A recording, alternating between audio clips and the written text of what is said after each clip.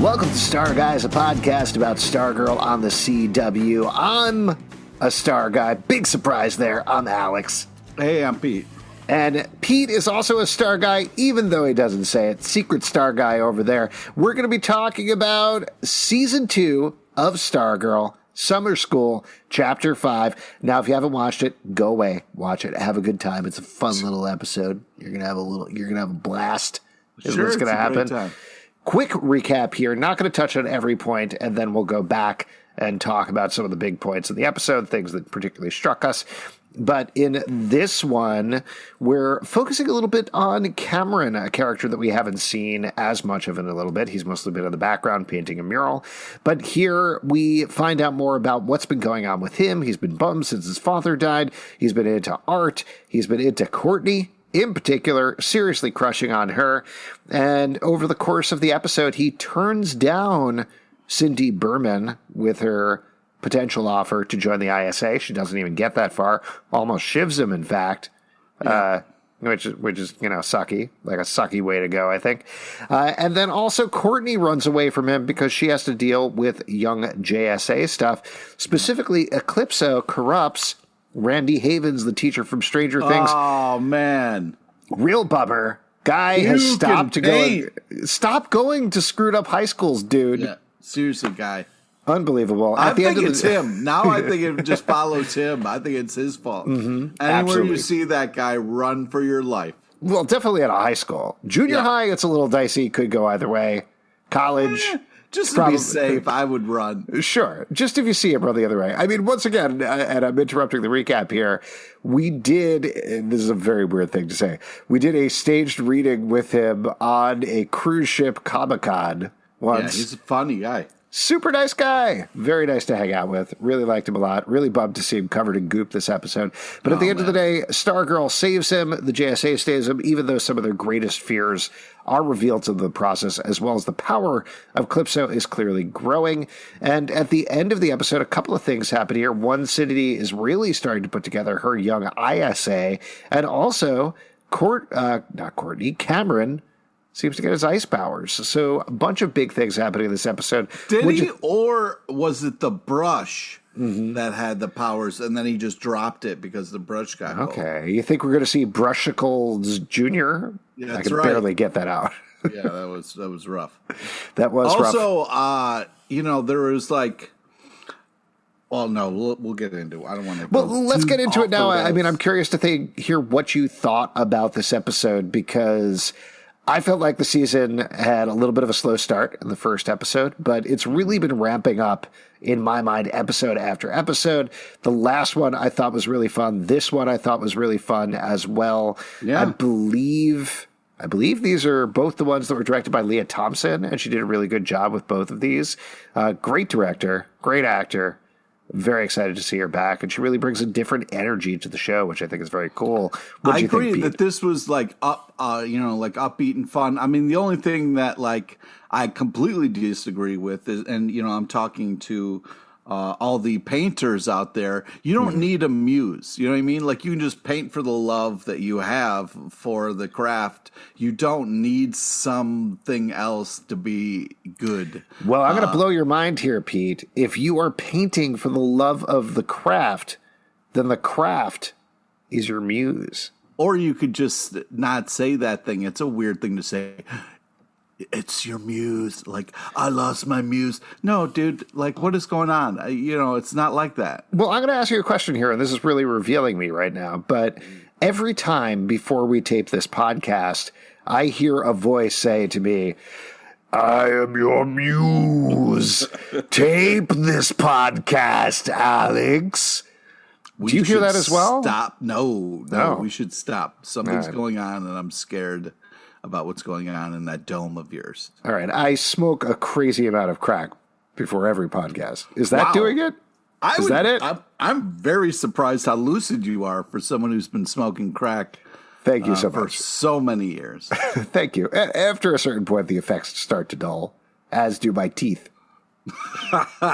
I feel like we're making a pro-crack statement right now, and I don't want to do it. I mean, this podcast started as a pro-crack podcast and then slowly morphed into a Stargirl podcast. So I think honor your history. That's basically the takeaway here. Yeah, I guess. Let's continue to talk about the episode, I think, is what we're doing. Maybe. Yeah, I think now, so. this started off with an interesting scene, I think, which is a flashback to Farmersville, California, 10 years ago. Also, a flashback to, like, people back in the day didn't care about their kids or listen to them. I mean, that was just some cold-blooded shit where it was just like, nah, don't worry about it, sweetheart, you're fine.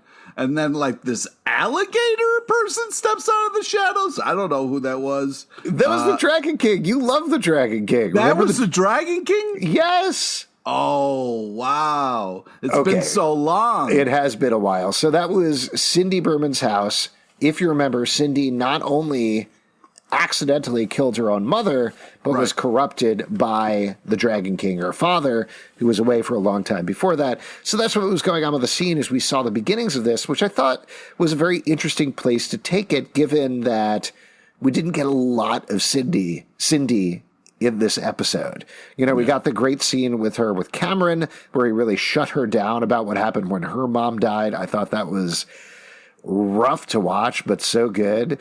And we got the scene at the end with her gathering the young ISA, but there wasn't really a Cindy episode. The almost Shiv moment. Yes, the almost Shiv moment. That must be tough. Would you like that if you could sort of pop one claw every once in a while? I mean, that would be fun. Yeah. Would you use it to like open cans and stuff? Yeah, of course. Oh, me too.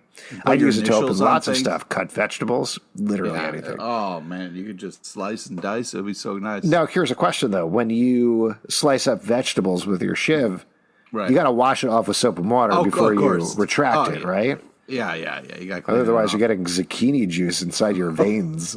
Yeah, that's not good. Gross. I do like the fact that we're having this conversation with is it Wolverine #1 graded? Sitting right over your shoulder like some sort of guardian angel. That's right. Oh, nice. The king of shivs. You should have another evil comic over your other shoulder giving you bad advice. You have Don't Panic. That's right. There you go. They kind of. This is great. This is great for our audio podcast. I'm going to move on. So anyway, my point being, I liked all the Cindy stuff, but this isn't really a Cindy episode necessarily, but still good scene. It was a window into how creepy her life has been. Now, here's the next thing I want to talk about, though. This seems to be probably a big theme of this season, I'm guessing, but certainly builds on what we were talking about with the last episode, is Courtney comes home at this point as Pat is there, and Courtney is kind of spitting back what the Shade told her about, bad and evil are two different things. Yeah. There's kind of shades of gray, no pun intended, or anything like that. Mm-hmm. And this to me points to some friction and a potential fracture between Courtney and Pat. Do you think that's coming? Well, I think they're constantly at odds, and I'm sure somebody who has a child would agree that, at certain points, they're testing you. You know what I mean? They're going to be like, poking holes in your logic, trying to see how, what kind of information you're giving them. So, I mean, I appreciated it. I thought it was well done on her part because she is being lied to. And exactly what you're saying is that Pat is withholding information, and even if she doesn't know it yet, she is right. Though I think she's also probably wrong to completely trust the Shade because obviously he's holding back. To throw your dad under the bus over some shady person who like flipped everybody upside down at a tea party in quotes. Well, but come on, cool dude comes in town. He's got a top hat. He's got a sweet old ride. Yeah. You got this broke-ass dad, Pat Dugan, over here, who's always giving his folksy advice and making pancakes. Don't say broke-ass. Pat's rolling deep. Have you seen the rides that he's got? He's got a robot car. Who is more likely to take $5, go into the Quickie Mart, and buy you some brews? The Shade or Pat Dugan? I'm going with the Shade, man. Shade's cooler. All right. He's a cool dude. The Shade is the kind of guy I could go behind the Quickie Mart and smoke crack with a little bit. You know what I'm talking about? What, you like Please this? don't. Let's turn to something that I do think you probably liked, and I'm curious to get your input on based on your own personal experience over the past weekend. But Pat has a real fun exchange with his dog in the hallway. Yeah. Oh, man. Just like, So classic. you dog sat this weekend. Did you really relate to this scene? I did. I very much did. It's nice to have somebody there when you're going through stuff. You know what I mean? Just to kind of talk out loud to. I think it's a nice, helpful thing to do. And they say that a dog is a pretty good friend to a human. That's the expression, I believe. Yeah, that's exactly how it went, Cornell. Nice job. So let's talk about Cameron's thing in a whole, because I think there's a lot of stuff going on with him here, as we mentioned, both with Courtney and the painting. Yes. He was like, they kind of almost had some nice moments with Court, but then he was like, hey, I'm sick of this will we, won't we shit. We did a whole season of this, and I'm not going to stand for it anymore. It is really interesting to watch them have a almost romance where they almost kiss, given how much the show does not care about romance at all. Like, particularly for a CW show, but just in general, there's barely any of it. They're much more into the character dynamics and the heroics and the supervillainy and all of that stuff. So to get that seed, I was like, oh, right, we're watching a CW show. I forgot. Okay, thank you. C-dub it up a little bit. Thank you. Yeah. I mean, I don't need ships necessarily on every show, but it's nice and they're cute together. I like it. I did want to ask you another thing, something that I was kind of wrestling with a little bit. Obviously, Courtney really likes the fact that Cameron has an entire notebook full of drawings of her. Yeah, I think that's creepy. A little weird. Yeah. You're with me on this? I want to show you something. Hey, when you're not paying attention, I'm drawing you. Is that cool? Well, and that's the sort of thing. Into it, though. She was super into it. I think there's it's me. Somebody is paying attention to me. I feel like it's the same thing as, so you have a crush on somebody. You're allowed to draw all those pictures. You're allowed to write, Mr. Alex Spears or whatever in your notebook over and over again, like that sort of thing. Sure. I see where this is going. Yes, you're allowed to, but you don't show that to the other person, is my point. Like, you can show one portrait. You can be like, hey, I drew this picture of you. What do you think? Not, I have 500 pages filled with nothing. That's all I do. Pictures. Yeah, I close my eyes and I see out loud to your face. I haven't slept in days. What do you think? You like this? You like my bloodshot eyes? Just to be clear, it's not crack. What? It's not crack. It's you. I'm high on you. What? You do like this? Oh, weird. Yeah, I don't know. I'm a little worried about Courtney's taste. I am too, but I did want to give two little details here. I know you hate me bringing up work stuff, but I did interview Hunter Sansone, who plays Cameron, for this week's episode. Oh, how is this relevant? Well, this is relevant in two ways that I wanted to bring up. The first one, there are two facts that I thought you really like. The first one, I would just like to go on the record, is usually when you bring up these interviews, you send us on a wild fucking goose chase that is emotionally draining. All right, I'll keep these brief then. The first one is I asked him about the grandparents. And what they're like in real life. Nazi grandparents who are my God, they just wander in here and breathe ice. Oh, my God. Terrifying. Yeah. And not a huge surprise, but he was like, no, they're actually the nicest people in real life on set. And I was like, okay, they made you say that, right? Right, yeah, they made you say that. Yes. But the other thing that I thought was very funny that I asked about, so his character's name is Cameron, and the actor who plays Rick Tyler is named Cameron Gelman. It trips me up every time I'm writing about the show, where I'm like, wait, which one is which one? And I need to check. So I asked him if it tripped up, and he was like, yes, 100%, absolutely. Apparently, particularly during season 1, they were constantly showing up for each other's fittings and reading assignments and things. That had to be constantly.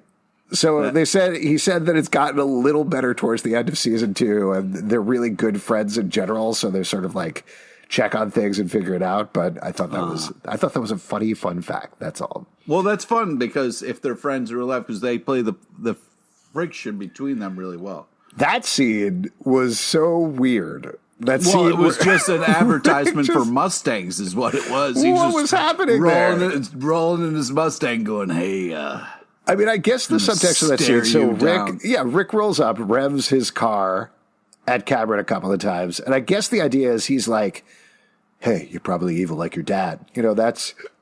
I assume the subtext of the scene, but the subtext is it's a small town. There's nothing to do, so you might as well just sit at this stop sign and just hang out. I guess I don't know that they've ever had a conversation. These two characters, no, have they been in a scene together? So weird, yeah, very strange. So there's that. I think we've talked through all of the Cameron stuff. You want to talk about Beth a little bit and what's going on with her? Oh my God! What'd you think about all this divorce stuff going on? Please stop with Beth. Give Beth a chance, everybody. Can we just? Poor Beth is going through so much with the goggles, and now her parents. And then she tries to confront them, and they're like, "Oh, sweetie." What did you think about her putt-putt metaphor? Yeah, that was money. That was money. I don't know. That was a little too subtle for her parents, I guess, saying, "Hey, did you hear about the putt-putt and their investors got back together and are so happy right now," or whatever that was. Hey, she tried. She definitely tried. She tried, and I just didn't get a hole in one, but maybe she got par. Also, like, it's not going well when Rick's got to stick up for you. Like, when, even Rick had to be like, "Hey, Pat, can we not gang up on Beth right now? She's going through a lot. Can you just possibly consider her ideas a little bit so not everybody in her life is shitting on her at the same time?" I mean, talking about ships, though, that seems to be heating up. Every episode so far, they've got something going on where they're hanging out together or they have a close moment or they stick up for each other. I'm pretty sure these kids are like 12, 16. I don't think ref. Hashtag ref. We're not supposed to be shipping rising. anything. It's not legal, so let's stop. Stop pushing teens. No, I think they're like, I don't know, 25, 26, something like that. It's cool. In real life, yeah. The people they're playing. I don't know. I mean, it was nice to see Rick not be a total grump all the time, so that makes me happy. Maybe, feeding Grundy is really helping him kind of see the world a little bit, sunnier. You know what I mean? I think so. I mean, once again, he was listening to the Exposition radio station in this episode, right? I love that. Keep this bit going. Hey, tune in for all the key information you need to know about this television show. I mean, morning radio show.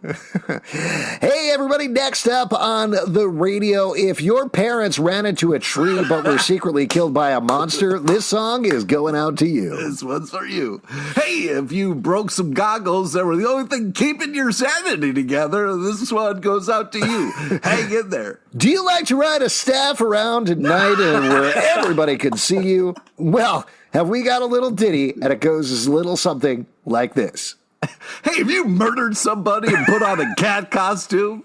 Not sure what you're doing with your life, but you're going to summer school, trying to figure it out. Hey, good luck out there. This one's for you. That's definitely the best boiling down of a character is you murdered somebody and put on a cat costume. It's not even in that order, but I like it. That's great. Yeah, there's definitely something going on with him and Grundy and him being like, maybe I'm the monster. Am I the Frankenstein or the Dr. Frankenstein? Which one am I? It's something that's discussed very heavily online, so So yeah, that's what we touched on. Rick, let's talk about. Yeah, I just wanted to say when we had mentioned this a little bit ago. If you're going in for a kiss and your phone dings, why are you stopping? Right? Where are you? What are you really in this for? That is the most ridiculous TV I would be thing, super right? upset, being like, "Hey, why do we were both? This was no." Oh, ignore your phone ding. Yeah. I once watched an entire movie with my glasses off because I thought I was going to get kissed. And I was. Worth it. Never saw a thing on the screen. Nobody tell me what happened in Gattaca because I don't know. Good for you. Good date movie, though. Oh, man. I don't know what's happening. Ladies love Gattaca. I just want more scenes of creepy grandparents just like opening and closing curtains. You know what I mean? That's all I need. Yeah. I love them so much. They're great. Let's talk about the Shade stuff, because that is starting to collide with the Eclipso stuff in a big way. But we still get a lot of interesting teases from him. One that I wanted to call out. We were wondering what's going on with Barbara right now. So right? Barb is like, hey, listen, we're not going to do this again. I already was working for one creepy villain. I'm not teaming up with another one. I'm not falling for it. And I was like, yeah, Barb. Yeah, but just explain what office you're in and what your job is and what's going on real quick. Can you give me one more line, Barb? No, they cut away. When will we know if she has a job or not anymore? I don't know, but she's definitely wandering in and out of that office. Also, we get this tease that Shade sees Barbara and she reminds him of somebody that he knew a long time ago. And she's like, also, I'm not doing a romance thing where a guy is crushing on me again. Leave me alone. And he's like, no, I meant family. So I feel like, maybe this is too crazy of a theory, I feel like we're going to get some sort of reincarnation type thing going on where either Barbara is the reincarnation of somebody from the Shades family or looks exactly like his sister from hundreds of years ago or something like that. I don't know. I feel like that's her purpose here, is to tie her into the Shades storyline in some way and potentially push her to the forefront there so that she takes a more active role in everything that's going on. Or it's just a creepy way to explain why you're in somebody's office. Sure. What do you think is creepier? Handing somebody a notebook with hundreds of drawings you've done of them, or telling somebody that they look exactly... remind you of somebody in their family. Yeah. Which one? They're both pretty creepy. That's pretty high on the creepy scale. Oh, you remind me of an unspecified family member. Or is it creepier to be like, hey, will you be my muse? And then they say yes, and then you turn and puke on canvas. That was pretty cool, though. Do we want to talk about Randy Havens puking up paint in the art room? I thought that was fun. I liked one of the things that Jeff Johns called out before the season as an influence was Nightmare on Elm Street. Ooh. And this straight up, the head coming out of the wall, that's the Freddy Krueger effect from the first movie. The vortex and everything seemed very much a mix between Stranger Things and Nightmare on Elm Street. I thought this was super creepy and super fun, this whole sequence. What about you, Pete? Yeah, I did think once they were in there and the Pollock kind of all over the wall stuff was fun. And I was like, oh man, the art department had a great time in this room. Look at all the fun. But yeah, I thought that was a cool amount of like creepy and tripped out and fun. I thought it was pretty awesome. It was also pretty interesting that Courtney was not affected at all by Eclipso's powers.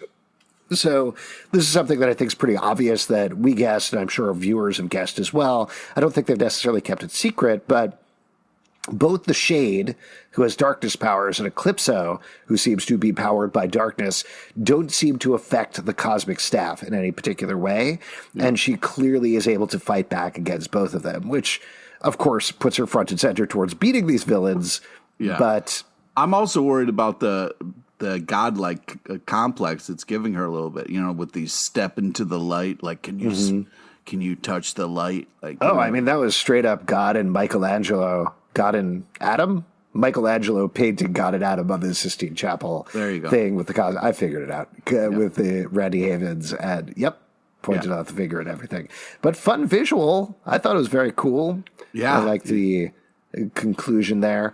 And it also makes sense to have this kind of darkness fighting, somebody with a glowing cosmic staff. You know what I mean? Now, do you think Cindy at this point has realized that she has lost control of the Black Diamond, or does she not realize? She does not realize. And you would think with all that noise that's going on in her head that she might be like, hey, this isn't normal. I don't normally hear this creepy noise all the time. It's true. Speaking of creepy noises in your head, just briefly to talk about Yolanda, because she's definitely being backburnered this season so far. Yeah, but we do get to see, she sees the pictures of Brainwave and also Brainwave Jr. here, two people who died seemingly because of her. You can talk about blame there, but she was definitely involved in both ways. One of them she straight up killed. The other one died for her. So she's definitely holding on that guilt, though she does tell Courtney earlier on in the episode that her headaches are getting better. So what do you think potentially is happening there? I'm sure we're heading towards some sort of resolution of the storyline. I believe it's going to be in episode 9 or something like that. It's going to happen. But what do you think? What's your guess? I don't know. I hope it's not too weird for her. I hope it's okay. I think that, like, I don't want it to be just one of those things like, oh, we don't have time to get into the headaches. Let's sweep it under the rug, because I like her and I want more with her. Even if it's just like her working shifts and like trying to struggle with dealing, with like, maybe I should talk to somebody about this trauma or whatever it is. It doesn't have to get too mystical or weird, but I don't know. We'll see. I like her as a character though, so I hope it isn't. Let me throw out another crazy theory to you that's based on almost nothing. But if we assume that in some way Brainwave preserved himself in Yolanda before he died at the end of last season, and that's why she was having these headaches, if the headaches went away, maybe he figured out some way out of there. Some sort of alternate place to go, some sort of body that he was able to create for himself. Yeah, I don't want her to like be half him or something like that. Yeah, I guess we'll have to see if the headaches come back or not. But I could see, given how much this show likes flashbacks and jumping around and everything, some sort of situation where he actually left her head an episode or two ago, and we're going to flash back and find out what actually happened there when he comes back and confronts her, Yeah. Also, like, they really did some damages to their school there and their lockers. Mm-hmm. Like, I would be so pissed I got to school the next day and my locker's, like, shredded or punched all the way in. I mean, that would be really upsetting. Be a huge bummer. How are they going to get away with that? What are they going to excuse? What's the excuse there? Yeah, I don't know. I would hope they would reverse it somehow, Some sort of crazy crackhead coming through the school, just tearing up the lockers, that sort of thing. Yeah. Maybe you can finally get cast in your dream role. Oh my God, living the life, man, living the life. Before we wrap up here, any other moments that you want to call out from the episode? Yes, Pete. What happened with the car? Oh, Mikey, right? We forgot. All right. Well, Mikey. first off, thank you for bringing that up. There was a nice shot of Pat in the car, just kind of like pulling up. It was just him parking it and stuff and like getting out, but it was still very key. The Mikey kind of one more piece to the puzzle. I was really hurt by that because I was hoping, Pat came up with this plan of like, hey, Mikey, we'll kind of come up with something together. And this new information makes me think that Pat's going to drop the ball on that and Mikey's going to turn. And now I'm worried. You know what I mean? Mm. I went from feeling like, oh no, Pat and Mikey are strong and everything's going okay. Because Dukes was kind of a dick. He was like, Mikey, why you have us drive all the way out here to look at junkers? And then like the guy who works in the garage was there and kept like lowering the price. Zeke, that was real funny. Well, Zeke and Mikey are the same age, right? I believe. Are the same person? What? Are the same person? Yeah, they're two halves of the same being. They complete each other.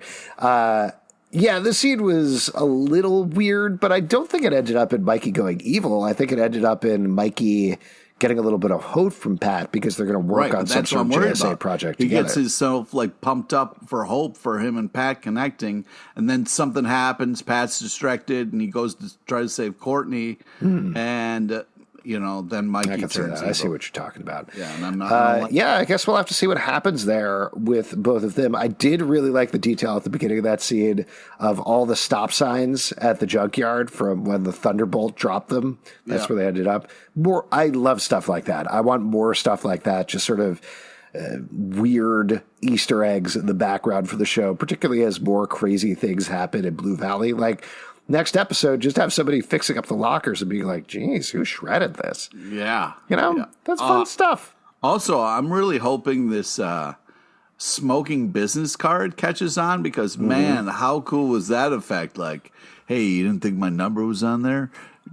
Open up your desk drawer because there's going to be a lot of smoke, and it could really, like, if it's so unnecessary. My note for that was cool business cards, dude. Nothing like the old smoking business card. Just Gets put them your every number time. on there originally. Save some time. Why bother with that? The reveal. It's all about the reveal. Yeah, it's pretty cool. All right. Why don't we wrap this up with who was the star of the episode? Pete, who's the star of this week's episode? Wow, it's tough. I mean, you want to say Barb, but obviously, you know, I mean, her scene with the shade was really good. Man, this is tough.